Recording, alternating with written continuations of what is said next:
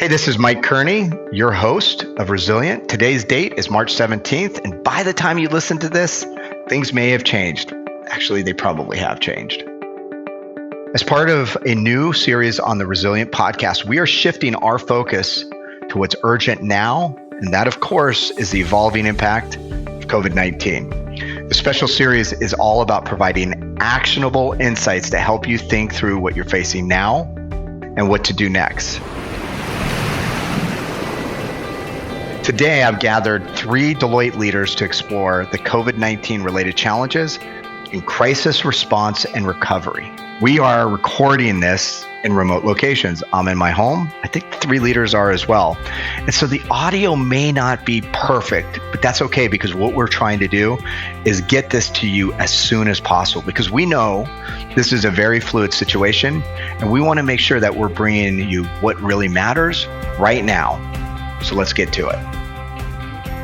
I have been on calls all week with clients who are really looking for advice. And today I have 3 of my good friends and leaders from Deloitte who are helping our clients respond to COVID-19.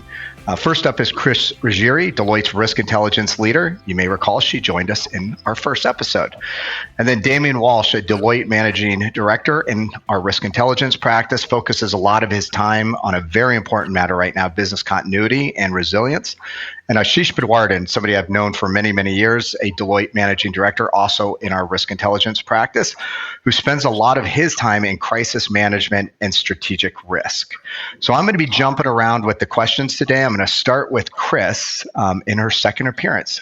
So Chris, I guess in the last 24 hours, where are clients focusing their energy? And maybe more importantly, what are they struggling with at this point in time? Doing scenario planning is critical. And bracketing those scenarios in ways that are practical. So, in other words, nobody knows exactly how this pandemic will unfold, but there are specialist points of view available in the marketplace that provide a reference point, and to do some planning around, how you will manage your liquidity, your capital, and at what points. You may, the level of threat to the sustainability of your business may be impaired, and start thinking about what levers that you may want to pull and in what time frames. I think that's one important consideration. And then the second one, Mike, which is often overlooked but critically important, is making sure that you open a dialogue with key stakeholders. So certainly with your bankers. Engaging, if you're a public company, engaging with the investment community, and then also with your vendors and your customers and other key stakeholders in your business ecosystem. Damien, you spend, and you have for the last several years, a lot of time advising organizations on business continuity. So what are you advising clients to do now that may have not had a great plan or maybe didn't even have a plan in the first place? Yeah, in both cases, I would say almost the same thing. I would put the old stuff aside, and I'd start in some respects from a blank piece of paper. But I'm not going to say paper. I would say organizations should be creating action plans, what we call playbooks, and they should be pushing them out on their mobile devices. They look at. Everybody has their phones and their tablets all the time. Use those vehicles instead of sending things through email. It's just not effective. What's one example of something that you've seen where an organization has communicated through phone or mobile or whatever, just in the last few days that has been impactful or helpful? Yeah, so here's a perfect example where if you think about all we've been working with a lot of retail organizations and consumer products companies. And in that example, they have these huge distribution networks, logistics centers, third-party logistics companies, and the ability to push action plans or playbooks to their mobile devices with consistent actions, consistent recommendations on how to respond to the event or respond to a scenario, that that consistency of message is invaluable to those organizations. Oftentimes, those messages just pop right up on your phone where you don't even need to authenticate or put your password in. Is security an issue at all when you're considering notifications?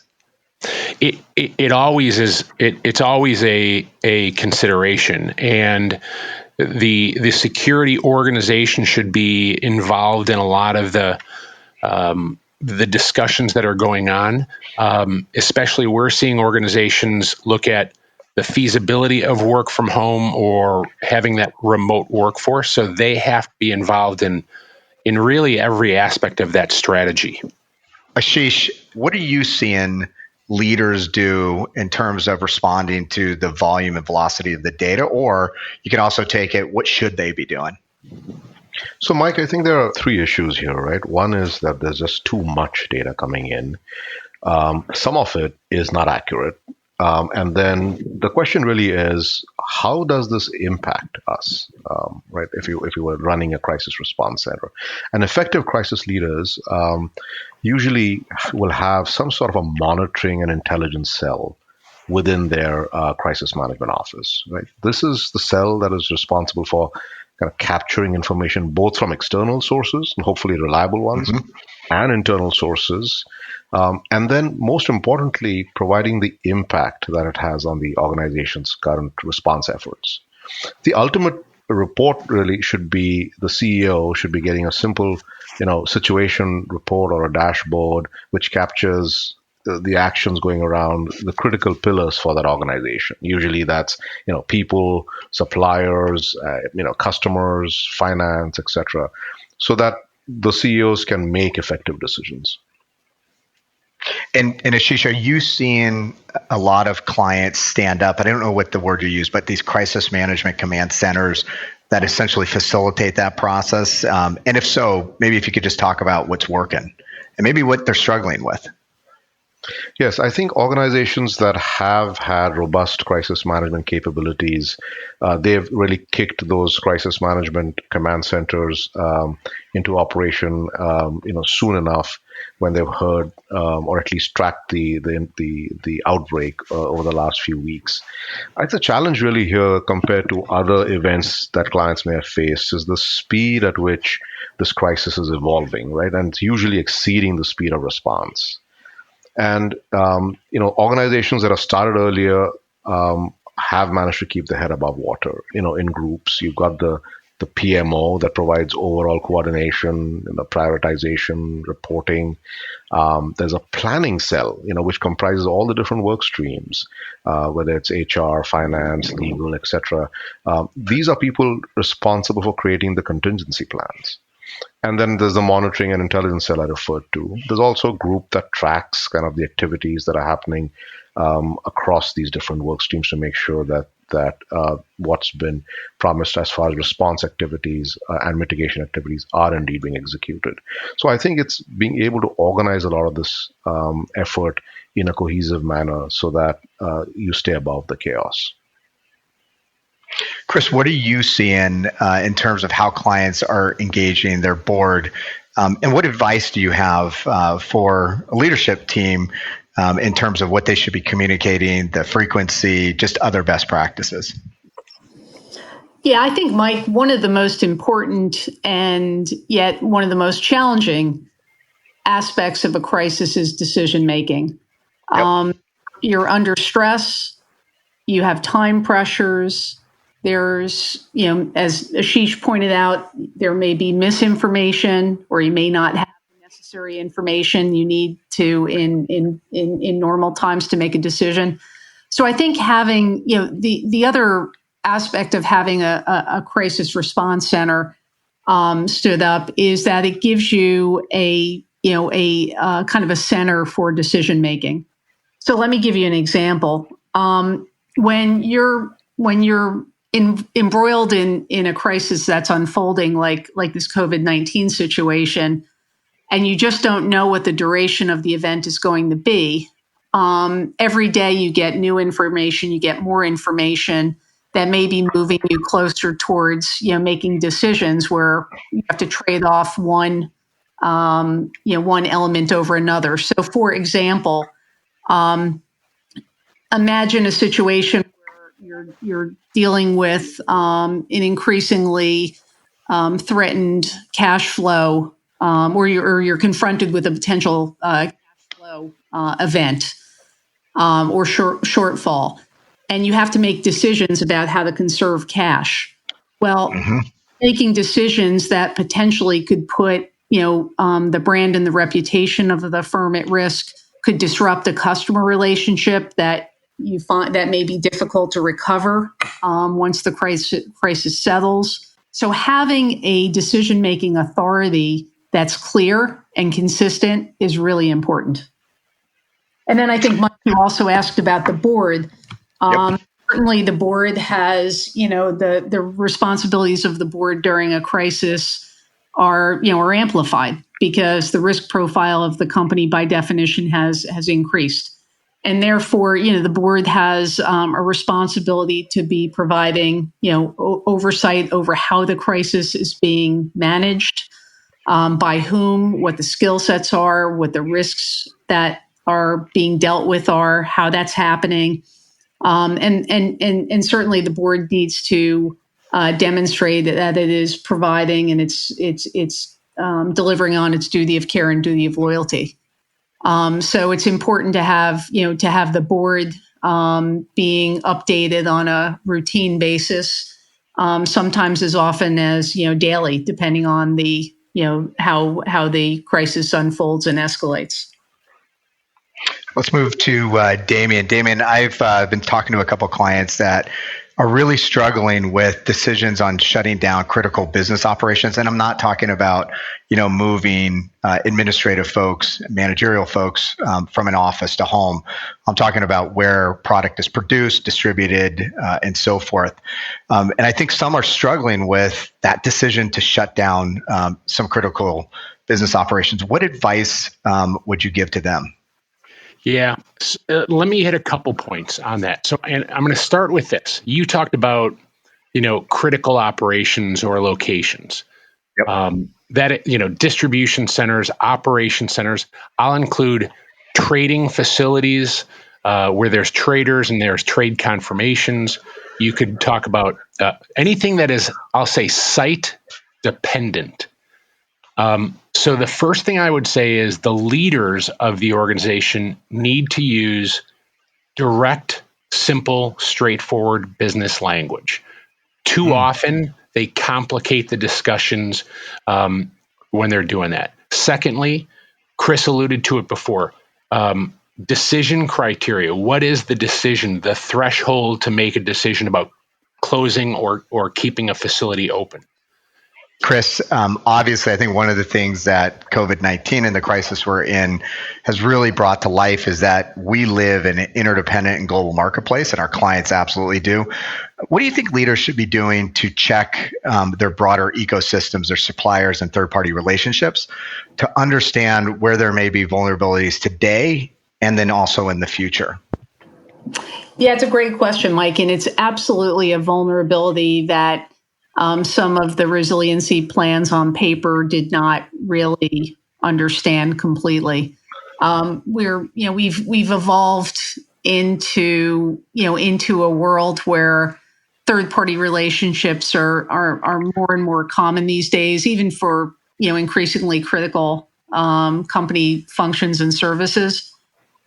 So having an appreciation of the resiliency plans of your vendors is critically important, and understanding, part of your, when you think about, for a good example of that is in thinking about your supply chain, you may want to think about, diversifying your geographical concentration, if at all possible, or with a product set, I think and it's not just stopping with third-party relationships. It's thinking about, fourth and fifth parties at times, depending on the organization. Yeah, I have a feeling fourth and fifth parties is going to be a term that we're going to hear a lot more after this. It really is, Mike. It really is. So let me go to Ashish. Ashish, one of the things that I think we're seeing is obviously a lot of workers being relocated to their homes. And I think that brings up a challenge to continue to engage the workforce What are you seeing companies do to engage the workforce so that they are still productive and are making an impact on the organization and their customers and clients?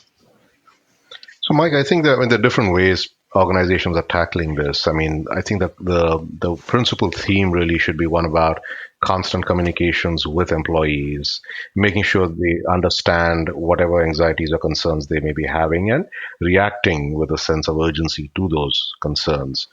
But I've also seen some really creative options that organizations are using, where I think at a given time in the evening, the community comes out and essentially claps for a certain amount of time, recognizing the incredible effort that the clinical staff is putting in to deal with this emergency and these COVID-19 patients, and just to keep them more motivated. So I think it's fascinating how different organizations are doing different things to keep not just the employees engaged, but motivated.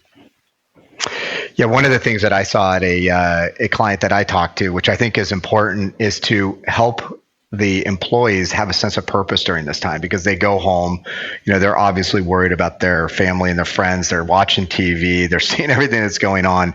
And I think, for most organizations, the work that employees are doing is still critical. But helping the employees understand why it really matters so that they could work through the crisis and emerge stronger is important. And I think what great leaders do is tie it back to a deeper purpose. And I've seen that at a couple clients. Damien and Ashish, I've got a question that I'm going to ask of both of you. Damien, I'm going to ask you to start.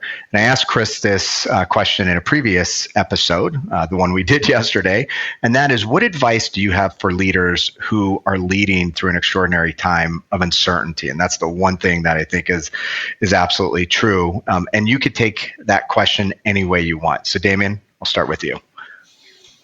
Yeah, so I will say a couple things. First of all, you got to be human. Be proactive with communications. Don't hide. Don't hide behind, having to work from home. So proactive communications. Reach out and talk to people.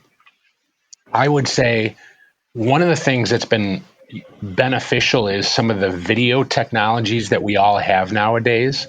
And I would say get on the video. Have your people see you as much as possible versus just hear you. Number two, think about not only their well-being, but also your customers' well-being. Think from the outside in, not from the inside out. Those are the two big things that I would say right off the bat. Shish, what would you have to add? I would really say, stay ahead. Don't be perceived as reactive by your employees or customers, because at that point, they will think that if others are making decisions for you, then you don't necessarily have their best interest in mind. So I think it's critical that leaders stay ahead of this crisis. What can leaders do now to learn from this crisis so that they could build a more resilient organization in the future? I think Chris alluded to the idea of plans and testing plans.